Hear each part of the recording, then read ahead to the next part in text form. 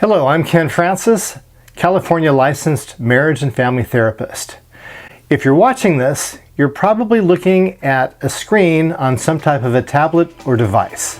Welcome to the world of virtual therapy and virtual education. The world has gone from in-person therapy, in-person education, and in-person community support meetings to virtual and then back again. Now we have kind of a mix. So there's a lot of choice out there. Should I go to a virtual group or meeting, or should I go to in person? Let's look at the differences. First of all, right now, I think it's important that we be safe.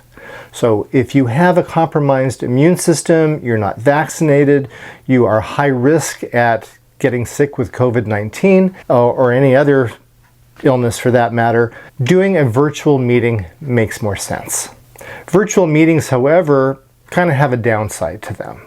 The downside to virtual meetings are you don't have the environment to create fellowship as you do if you're in person with other people.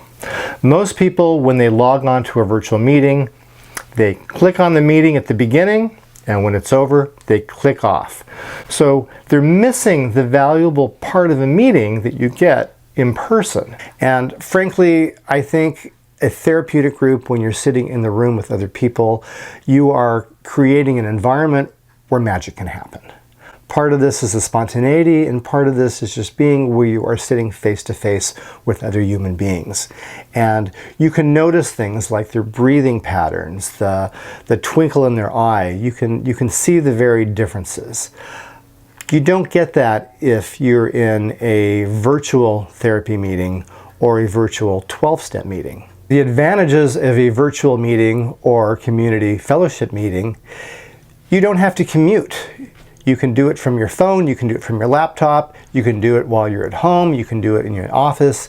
It's a lot more convenient. However, on the other side of that, people tend to be a little bit lazy.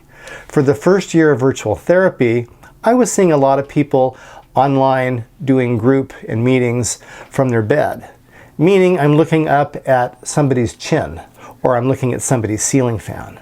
I would definitely recommend, if you're doing a virtual meeting or group, that you sit somewhere comfortably, but not so comfortably that you're looking like you're going to pass out. Please sit at a table, look alert, and be present. It is so much easier to be distracted in a virtual meeting and be texting and doing a million other things if you're off camera instead of focusing on being in the moment. And when you're in a meeting or you're in a therapy group, in person, you're more likely to be focused in the moment. A great thing about virtual meetings is you could go to one any time of the day. If you wake up at 5 o'clock in the morning on the West Coast, you could probably find an early meeting somewhere on the East Coast because of the time difference. And I know of people that attend meetings in the United States that come from Australia and Europe. And I know people that have also tapped into meetings abroad as well.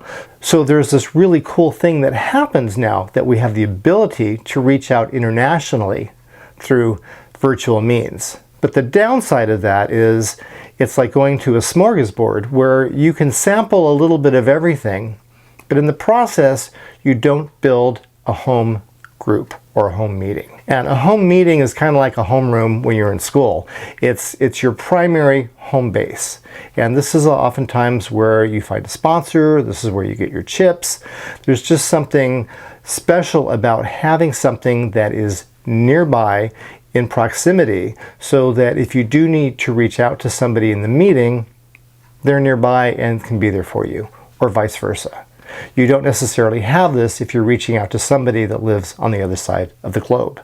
Whereas with group therapy, a lot of my patients in the past have shown up early for group to hang out with the other people, or they'll be hanging out in the parking lot long after the group is over, connecting with each other. And it's the same thing with community support meetings. You have the meeting, but you also have the meeting before the meeting and the meeting after the meeting. And I believe those meetings are just as important, if not more important, because this is where you can start to build relationships. This is where you can really work on communication. And this is also where you can get hugs or fist bumps. And even though we've closed our doors at work and I'm working with people digitally and virtually now, and I'm speaking with you virtually now, I know I'm able to reach more people. Sending these videos out on YouTube puts people who would never have access to me or my teachings instantly in front of them. However, this isn't the same as the energy of sitting in one of my classrooms and getting the lecture and the information firsthand. I feed off of the energy of the people that I'm working with, and that is reflected back. It's a lot different for me just speaking with a camera and hoping that there's somebody on the other end who's still awake getting something out of this. I'm Ken Francis, and as always, thank you for watching.